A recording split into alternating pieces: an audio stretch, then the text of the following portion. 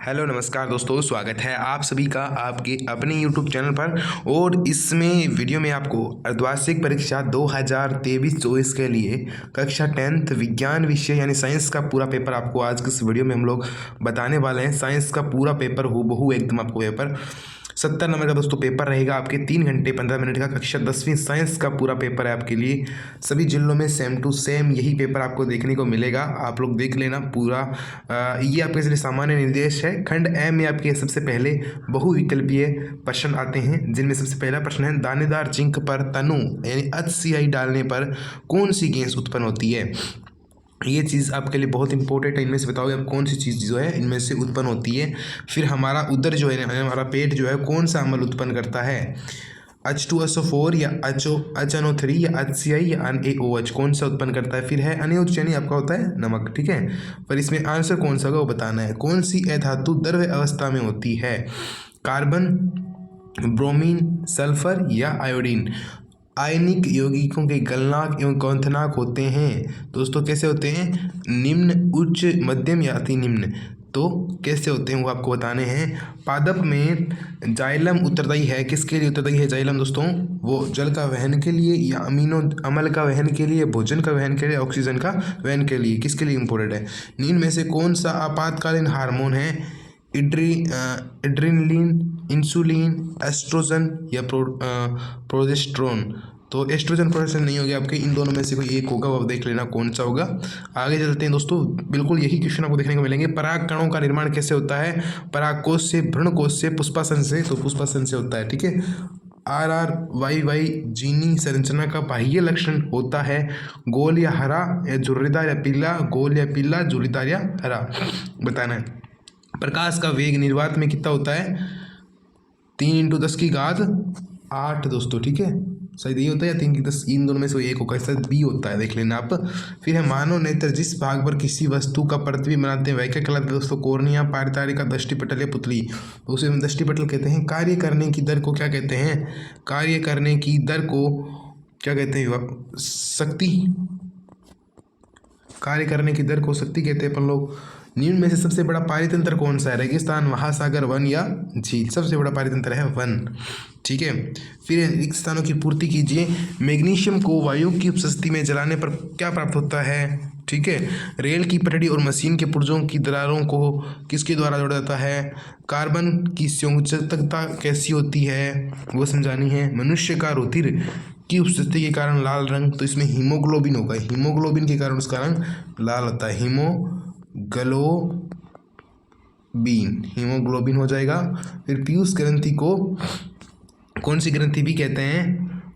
और यदि वायुमंडल नहीं होता तो आकाश का रंग नीला भी नहीं होता।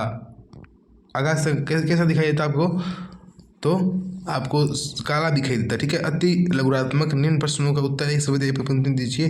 2Mg + O2 बराबर क्या होगा, MgSO2 हो जाएगा। उपयुक्त रासायनिक अभिक्रिया को पूर्ण करना है, ठीक, पूर्ण कर दिया आपने।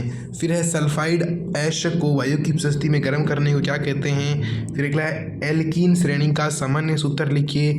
फिर है मीथेन की इलेक्ट्रॉनिक बिंदु संरचना को चित्रित कीजिए। अगला क्वेश्चन है आयोडीन की कमी से होने वाले रोग का नाम लिखिए। दोस्तों घोंघा रोग आपको होता है ना, ऐसे कुछ रोग होता है। DNA का पूरा नाम लिखिए दोस्तों, DNA जो हमारे शरीर में होता है। दर्पण सूत्र आप लोगों को लिखना है, यानी ठीक है। निकट दृष्टि दोष निवारण के लिए किस लेंस का उपयोग करते हैं, तो दोस्तों निकट दृष्टि दोष यानी दूर की वस्तुएं दिखाई नहीं देना। और जब हमें दूर की वस्तुएं दिखाई नहीं देती है तो हमारे कौन सा लगता है, अवतल लेंस लगता है। प्रतिरोध का मात्रक लिखिए। मानव नेत्र का कौन सा भाग नेत्रदान में दिया जाता है दोस्तों, वो लिखना है। पारितंत्र के अजैव घटक का एक उदाहरण दीजिए। ओजोन परत को हानि पहुंचाने वाले रसायन का नाम लिखिए। तो ओजोन परत को हानि कौन पहुंचा रहा दोस्तों, पराबैंगनी किरणें। और ये तत्व कौन से हैं, उदासीनीकरण अभिक्रिया को समझाइए। धातु व अधातु में 4 अंतर लिखिए। धातु लगभग उसकी क्या होती है, विद्युत की सुचालक होती है, और अधातु कुचालक होती है। ठीक है। और अलग जो चीज़ें आप रख सकते हो, साबुन की सफाई प्रक्रिया को समझाइए, मिशेल की जो निर्माण प्रक्रिया उसको समझाना है, प्रकाश संश्लेषण प्रक्रम को समझाइए व आवश्यक समीकरण भी आप लोगों को लिखना है, तंत्रिका कोशिका का नामक चित्र बनाइए, अम्बिबा में द्विखंडन को समझाइए, आनुवांशिकता की परिभाषा लिखिए। मोस्ट इंपोर्टेंट क्वेश्चन है सारे उत्तल व अवतल दर्पण में मुख्य अंतर लिखिए, 2 अंतर को लिखते हैं, 2 नंबर मिल जाएंगे।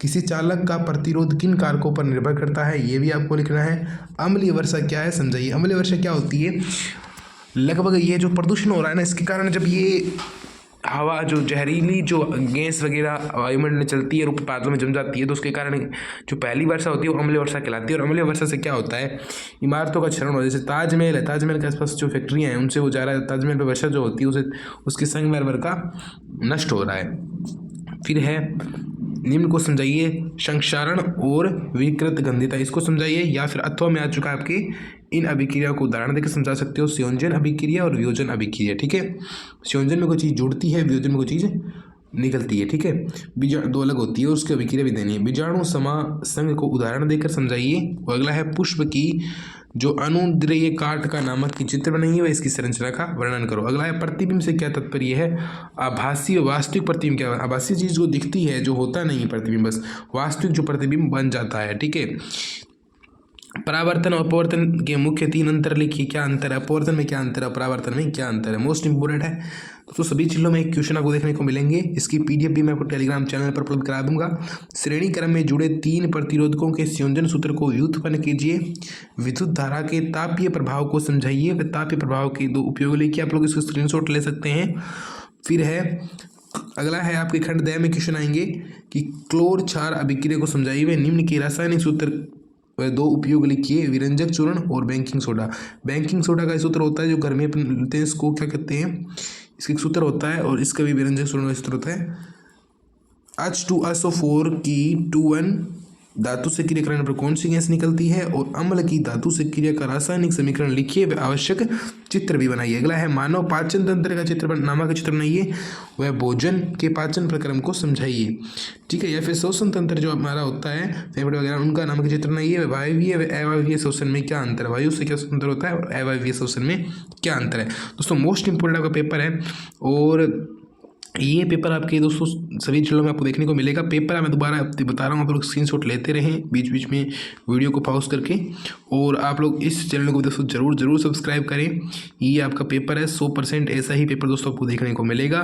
तो ये आप इसका स्क्रीनशॉट लेते रहें, बीच बीच में प्रश्न देखते रहिए, और ये ऐसा पेपर आपको दोस्तों देखने को मिलेगा। फिर आप लोग देख सकते हैं, यही पेपर आप दोस्तों को देखने को मिलेगा कक्षा 10 विज्ञान अर्धवार्षिक परीक्षा 2023-24 का। दोस्तों मिलते हैं अगले वीडियो में।